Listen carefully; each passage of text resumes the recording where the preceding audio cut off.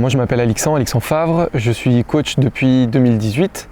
Au départ en personal training dans une salle, j'étais dans le sud de la France à Menton.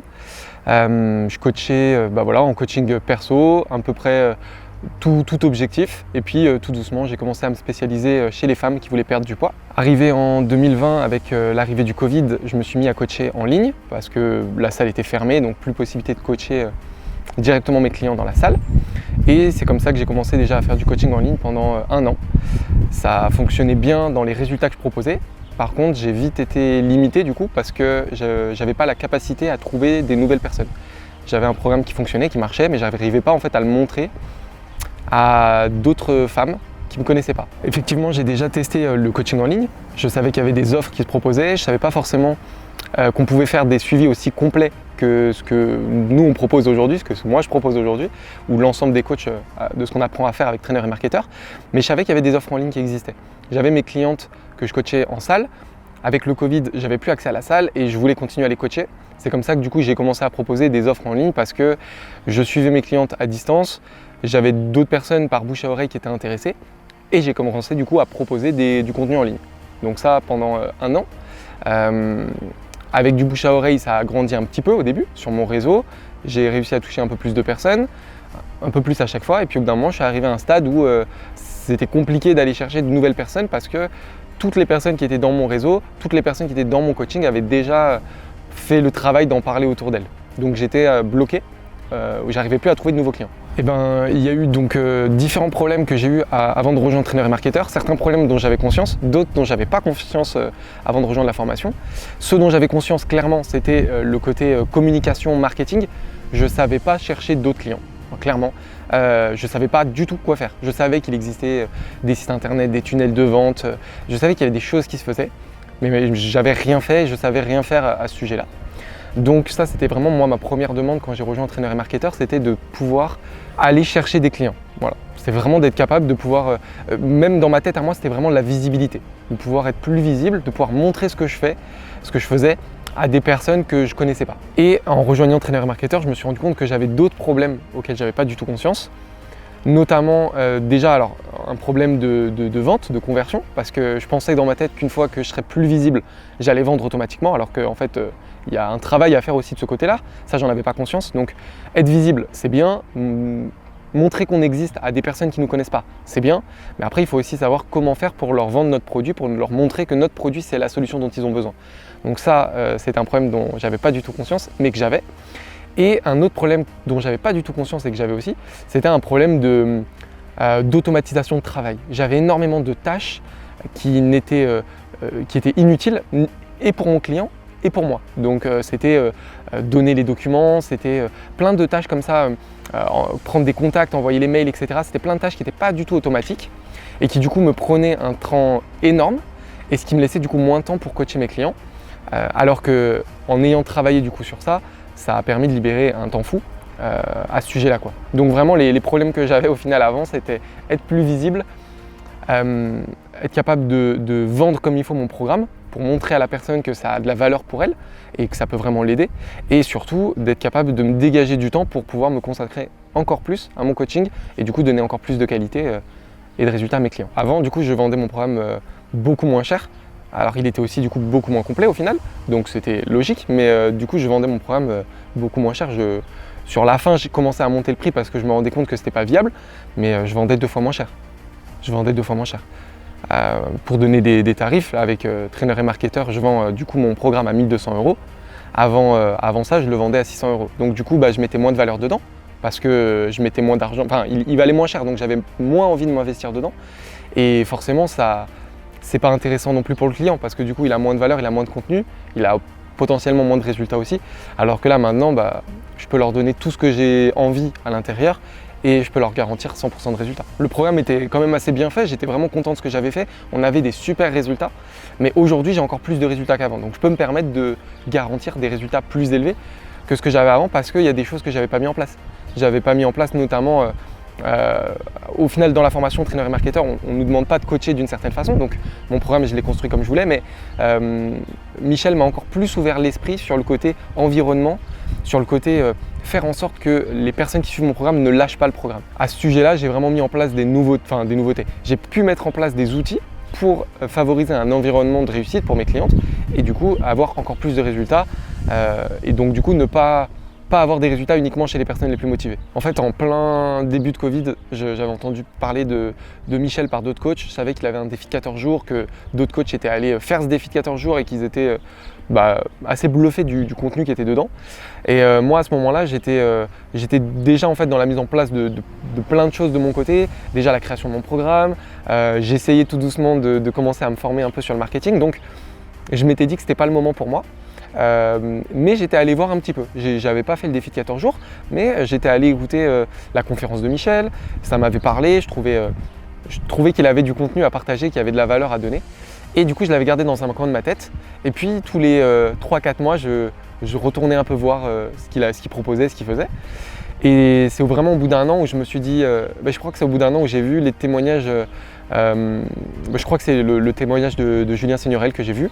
Je crois que c'est le premier témoignage que j'ai vu et je me suis dit mais si ça marche pour d'autres coachs, après celui-là j'en ai vu d'autres du coup et je me suis dit mais si ça marche pour d'autres coachs, donc ça c'était début 2021, pourquoi en fait est-ce que ça marcherait pas pour moi et pourquoi est-ce que je continue d'attendre en fait? Je me suis dit si j'attends encore un an, je perds du temps en fait, je perds du temps, potentiellement je me décourage, potentiellement j'arrête, potentiellement j'abandonne et c'est dommage parce que j'avais déjà des clientes qui étaient satisfaites, qui attendaient elles aussi que ça marche pour moi pour que je fasse que ça.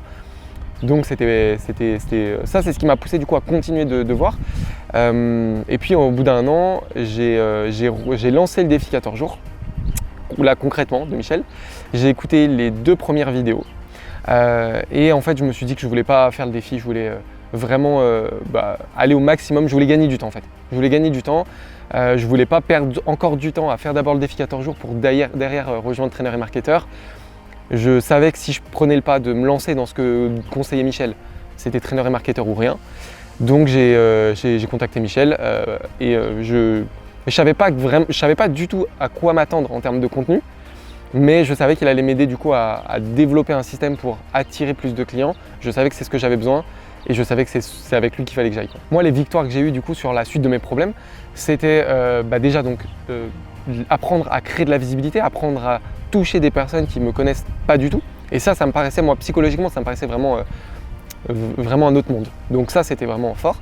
Ensuite, bosser sur la vente, apprendre du coup En fait, au début, dans ma tête, c'était apprendre à vendre, c'était vendre mieux mon produit. Et au final, non, c'est apprendre à faire un bon diagnostic, apprendre à bien savoir ce dont la cliente a besoin pour savoir en fait si ça colle avec notre offre. Et du coup, on est dans un système de gagnant-gagnant. Je lui vends mon offre que si c'est vraiment ce dont elle a besoin. Et du coup, c'est trop bien parce que on est dans un système de gagnant-gagnant. Elle est contente, on lui change la vie et moi, je vis avec ça en fait. Je vis en changeant sa vie. Donc génial. Ensuite, l'autre point dans lequel je ne m'attendais pas du tout, c'était l'automatisation. C'était en fait l'idée de se dire on va gagner du temps sur toutes les tâches qui ne m'apportent rien et qui n'apportent rien au client. Et ça, c'était un concept qui ne me parlait pas du tout. Je ne pensais pas qu'on pouvait automatiser le travail. Et quand j'ai commencé à travailler sur ça, ça m'a changé la vie parce que j'avais plus le stress d'oublier quelque chose vis-à-vis de mes clients. Tout ce que je devais leur donner d'importance était donné automatiquement. Et du coup, j'avais un stress en moins de mon côté. Eux, ils avaient un programme de qualité parce que chaque semaine, à la même heure, ils avaient le contenu qui arrivait.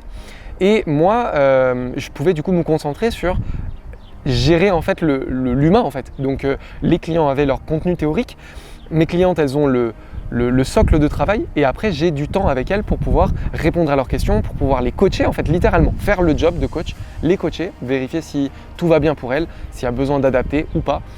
Et ça c'est génial. J'avais fait du coup pas mal de ventes l'année dernière. J'ai fini l'année dernière avec 20 000 € de chiffre d'affaires où j'étais quand même content parce que je suis coach depuis 2018, j'avais la transition en ligne, donc avec du coaching en ligne, faire 20 000 € pour moi c'était déjà une victoire.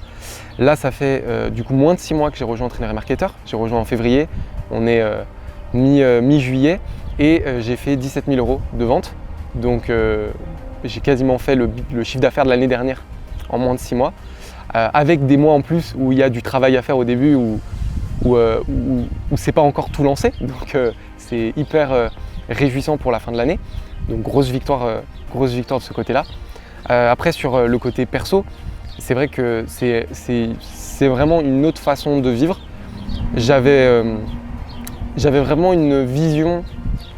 Michel me dit souvent la vision du salarié. J'avais vraiment la vision du salarié. Je me voyais au mois. J'avais pas de vision d'évolution, j'avais pas de vision moyen terme, long terme. Et je pense que ce qui a le plus de valeur dans entraîneur et marketeur, c'est de passer sur cette vision d'entrepreneur, parce que on est entrepreneur, on est chef de notre entreprise, mais on s'en rend pas compte, ou en tout cas moi je m'en rendais pas compte en étant dans le coaching. Et j'ai vraiment pu basculer sur une vision entreprise. Je me retrouve à vivre les choses différemment.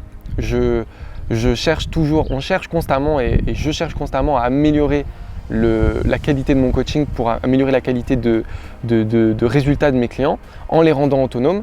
Et j'ai un quotidien qui, moi, est de plus en plus autonome parce que maintenant, je travaille 100% en ligne. Depuis le mois d'avril, je fais plus du tout de coaching personnel.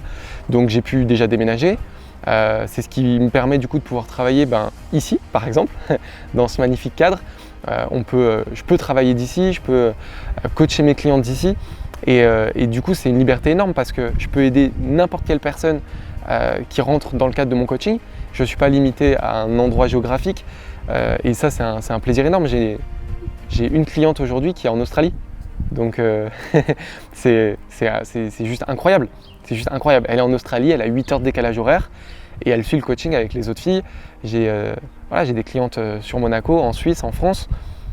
C'est fou. Si tu es un coach et que tu es en train de regarder cette vidéo et que tu te poses la question si c'est la chose à faire pour toi, arrête de perdre du temps, passe à l'action.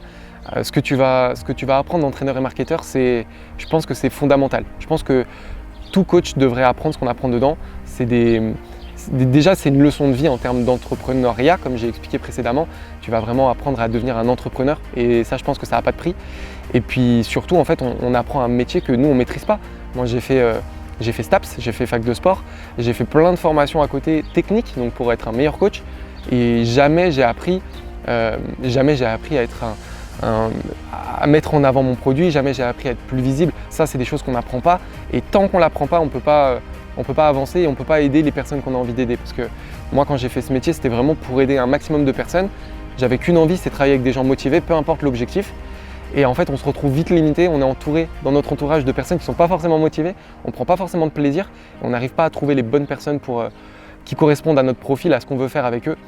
Et avec Trainer et Marketeur, tu vas pouvoir aller chercher ces personnes-là, tu vas apprendre à leur parler, tu vas pouvoir aller les chercher peu importe où ils sont.